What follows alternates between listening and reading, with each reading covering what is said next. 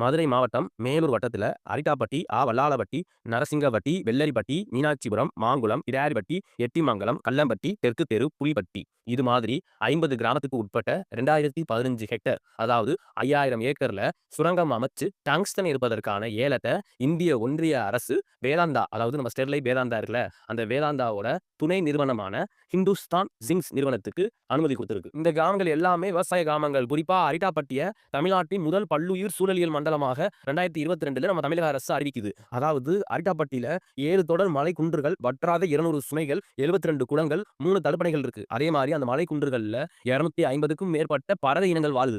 அப்ப இங்க வந்து அந்த சுரங்கம் அமைச்சா அந்த விவசாய நிலங்கள் பாதிக்கப்படாதா? நீர்நிலைகள் பாதிக்கப்படாதா? மலை குன்றுகள் பாதிக்கப்படாதா? சரி இங்க இயற்கை வளங்கள் மட்டும் தான் பாதிக்கப்படுதா அப்படின்னு பார்த்தோம்னா இல்ல. ஒரே கல்லுல 2 மாங்கா மாரி ஒரே திட்டத்துல தமிழ்நாட்டோட வளத்தையும் அழிக்கலாம், தமிழ்நாட்டோட வரலாற்று சின்னங்களையும் அழிக்கலாம் அப்படிங்கிற முடிவுக்கு மத்திய அரசு வந்திருக்கோம் அப்படிங்கிற சந்தேகம் வருது. அந்த வரலாற்று சின்னங்கள் என்ன?